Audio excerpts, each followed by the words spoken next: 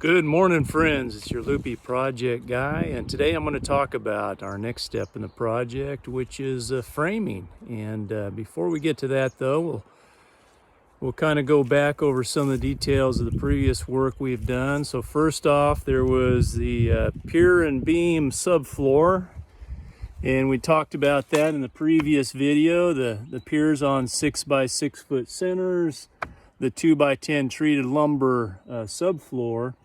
And then we went with the OSB on the decking here and laid that all out. Again, critically important that everything is square and on dimension and measured twice, cut once, and then measure a few more times as you go along to make sure you have everything just right.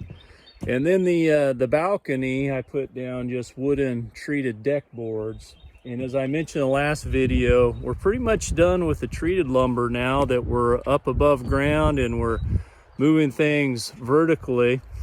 So we'll move over to just standard pine boards for the framing. So the framing, it's really important that you think of the details just as the rest of the job. And in our case, we'll have 4 exterior walls. And the way the walls go up is very important because they fit together as they go up. So we're starting with what is the east wall first. And this is a view of the east wall that I put in place yesterday. And everything went pretty well. There's a lot of information out on the internet about framing and how you frame out a door and you frame out a window. So before you endeavor on a project like this, make sure you understand those details so you do everything properly before you get working on it. A few other details, though, that I'll share with you today. It's important to have a good wrap, a waterproof wrap to go around the framing. You see at this point I've only put on the bottom layer, and the reason for that is it wraps underneath the bottom of the structure, and that way it protects the wood from water that might egress and get between the decking and the frame. So when I pull into place, that layer of wrapping is already in place to protect the wood.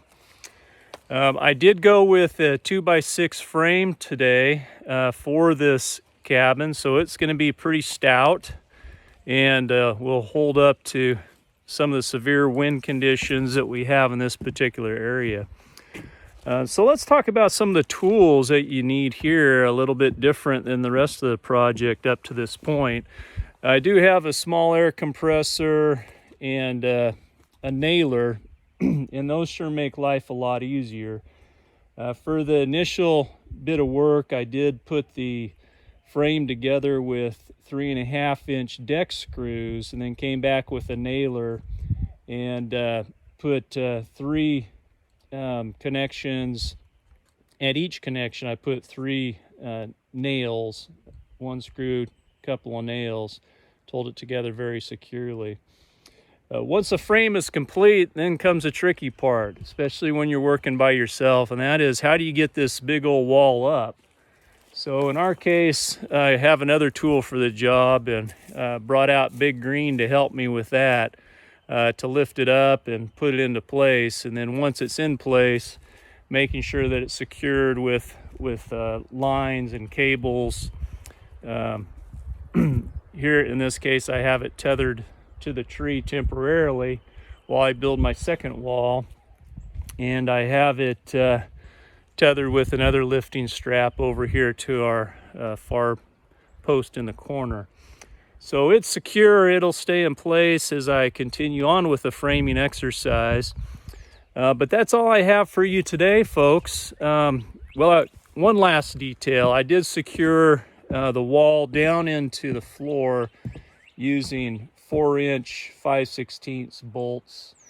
And, they don't hold a lot of side load, but once the other walls are in place and they're secured tight in the corners and the 90-degree and walls are against walls, they'll hold each other very nicely. But those bolts will be good to secure it and keep it to the floor and keep it from sliding around. So that's all we have for today, folks. I hope you enjoyed this video and the others in this series of how to build an off-grid cabin. So until next time, you have a wonderful day, and we'll see you soon.